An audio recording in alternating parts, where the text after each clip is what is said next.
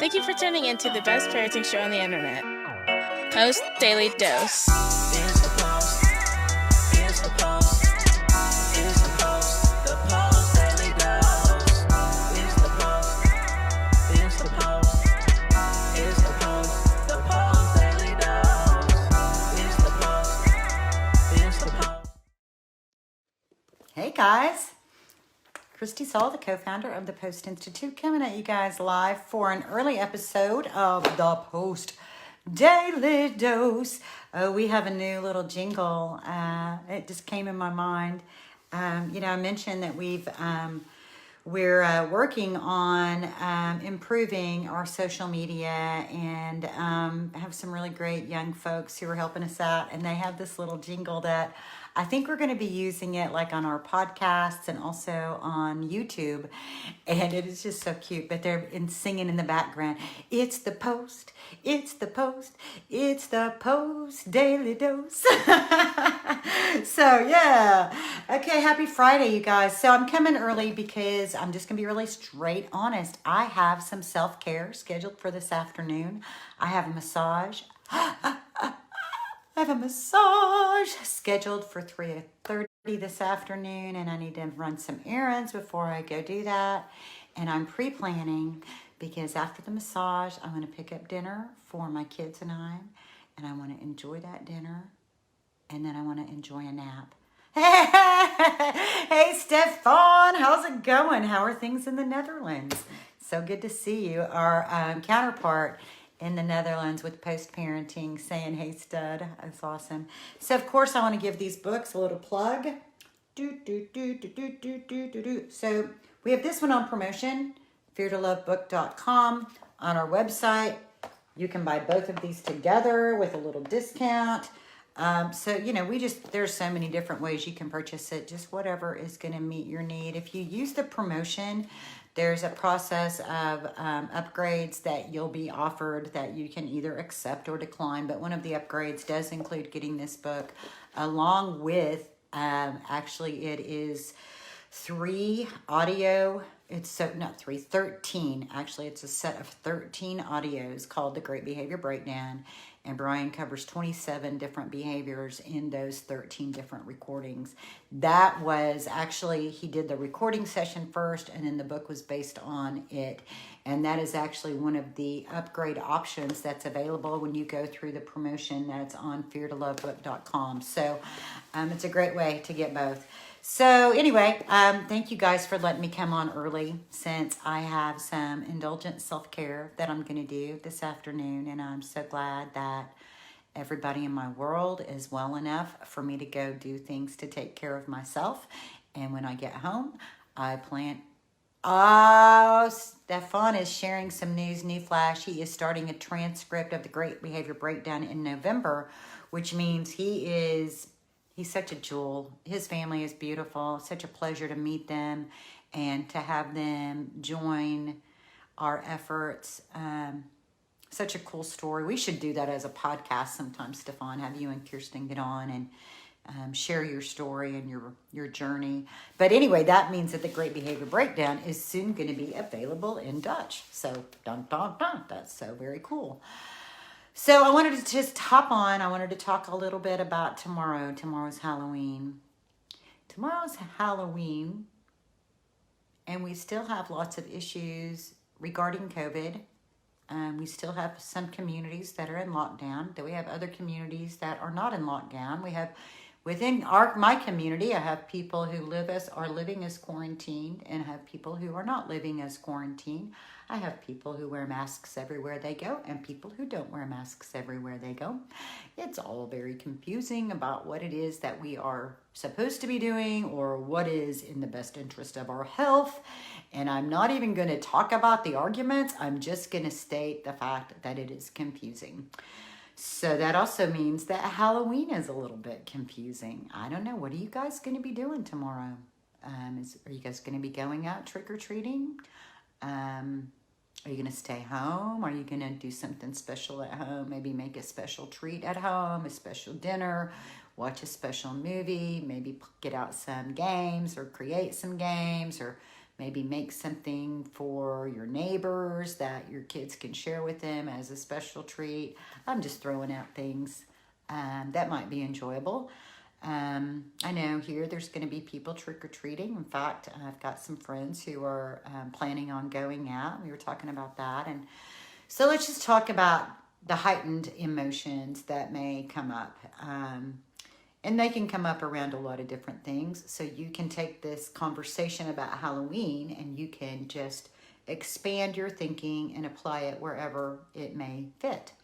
So one thing is we do have this pandemic, COVID-19 piece that we're dealing with. I just had a conversation. I'm going to be doing an interview for a group in the UK next week. And so we were talking about just the level of stress that everybody's under, but also the level of stress that our kids experience with regards to the pandemic and wearing masks at school. And one day we're in school and the next day we're not in school. And one day we're going back to school. One day we're coming back and doing everything at home, or we're doing 2 days live and 2 days home. All to say there is a lot of stress because our kids rely on consistency to feel like they can master it. And our kids who come from tough places, I feel like they rely on that even more. A lot of kids kind of fit that element of autism in terms of having difficulty with transitions, being somewhat inflexible. And we start throwing all this, oh, today we're going to school and tomorrow we're not going to school. And today you're wearing a mask, tomorrow you're not. We start throwing all these inconsistencies at them, and we can't expect them to handle that with a mature, calm brain. That's asking so much from them. We can expect them just to simply do the best that they can do, whatever that looks like. And as adults, we may need to make decisions that even if the school says, yes, you can be at school 2 days, or we're doing 1 week on and 1 week off, or whatever, it may be for us as parents to make the decision just to say, no, we're just going to stick with our routine, and our routine at home is what we're going to stick with. Because all this in and out is just creating havoc for my child. It's creating stress. And when they get stressed, they regress. And then we have lots of behavior challenges, lots of insecurities, lots of fears that get triggered. And it's just not in their best interest. So that led me to think about, okay, well, so if they have that experience of all this in and out, then even, you think about what traditional Halloween looks like, and we have our costumes on, and we're going in our little pods, and yet all of the pods end up at the front door. And so how do we social distance if we're all at the front door waiting for candy? And then it becomes the potential of us as parents being really stressed about, stay back, and you're trying to say stay back and social distance, but the candy's right there, and they want the candy, right? I mean, look, just talking about it, I can automatically plug in to what that scene might feel like and be like for your little kids, because their mind-body systems cannot distinguish between fear and excitement, because energetically fear and excitement feel very similar. So to imagine what it's like when you're standing in line to get on the roller coaster and you have that, right? Fear and excitement. And so we can imagine that there's going to be times that they really have heightened emotional states. We talked last night about meltdowns, and everything I'm talking about today is the perfect formula for a meltdown. It is like all the special ingredients for heightened emotions, for heightened emotional states, high stress, high excitement, lots of people, all a great formula for challenges. And so I want to share that to bring it to your awareness. Because when we know in our minds, and we can be a little bit more prepared as the adults, then we can have our finger on the pulse a little bit differently. And we can start noticing when they start dropping down into those regressed places. And that may mean that we need to go home. My saying is, when it quits being fun, quit. So you get out there and you're trying to have fun with your child, or maybe you don't even make it out the door. It's pretty intense, right? And this year more intense than usual because of all of these other societal factors. And so there's a lot of ways to make things fun. and to even be able to talk about things that you might be missing, you know, that it's hard. And it's okay, you know, for our kids who come from tough places, not only do we have the heightened excitement, the intense emotions with regards to all the things that we just talked about, you know, the candy, the crowds, the supposed to be social distancing, supposed to be staying with me, but because you're excited and you have that sort of highly defended child who already knows everything, and so they take off running and they're not even listening to you anymore, and their brains are completely hijacked. That's just a reality, right?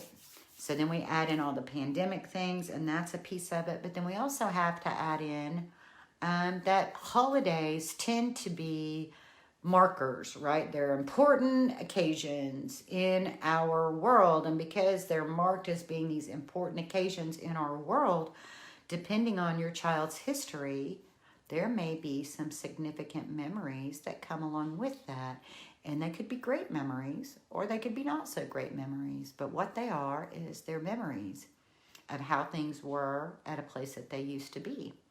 And it's really important for us to listen to that. It's really important for us to give them an opportunity to tell their stories about, well, this is how we did this is how we did Halloween when I was at this foster home or that foster home, or I remember getting ready to go out for Halloween at this foster home and we didn't get to go, or this is how we did Halloween with my mom and dad. It could even bring up and you're not my mom and dad. So it can bring up a lot. It can be very loaded, and it's not just Halloween that can be very loaded. It can be a lot of, this is that time of the year, right? We just go from one holiday to the next holiday to the next holiday. And so you know just that there can be a very strong undercurrent of dysregulation, emotional static that your kids may be experiencing around all of it. So one of the best things that we can do is, remember, take 1 to 2, 3 to 10 deep breaths so that we can calm our own amygdala, know what we can do and can't do. And if it's just not in you, if you're just like, I don't have the bandwidth to do this, it's okay to not. It's okay to come up with other ideas for creating fun. Jen says she's already seen this. Man, I appreciate that. You know, when we share from our hearts and we just share authentically and we talk about our own experiences, we can grow so much. I remember, especially when Marley was still in a manual wheelchair, and we would go trick-or-treating, and of course she's got on a costume, and then the costume starts getting tangled up in the wheels, and you know, we're trying to figure out how to get to the sidewalk with the cars in the driveway and all the other kids, and I can't push her across the grass. And man, by the end of the night, we had a ball. I mean, we really did have a ball, but by the end of the night, I was so tired, and I was so glad that Halloween only comes once a year, because it was just, was so much. But remember, you know, you can come home whenever you feel like it, dump all that candy out, you know, play some kind of game with it where you separate it out and bargain with them for me, it's always the almond joy. You know, make it a joke, make it fun, make it playful, try to keep the fun injected. But remember, you know, this is high stress. Their pilot lights are back there, fully flamed, and it doesn't take much. At this point, it doesn't really take a lot for a spark to catch and for there to be an amygdala hijack, for their brains to be overwhelmed with cortisol, for them to regress to younger places. And remember that our maturity, our calm, mature amygdala has the ability to create calm in our surroundings. So I know you guys got this. Don't make something life and death. That is not life and death. That is a big one, because we can really get caught up in it needing to be a certain kind of way too. And so just let it all go. Let it be what it's going to be. Try to keep it as fun as you can. And remember, this is not life and death. It's just Halloween. And we have the ability to help create calm at the brain level for our kids. As Brian tells us, in any given situation, we have two choices. We can continue to act out from our same blueprints of stress and overwhelm, or we can take 1 to 2 to 3 deep breaths, maybe 10. Calm our own amygdala, and we can choose love. I hope you guys have a great weekend. TGIF. Thank you. Thank you for allowing me to come on early and taking in this message so that I can do some self-care this evening. We love you guys, and we can't wait to be back with you on Monday. Much love. Take care.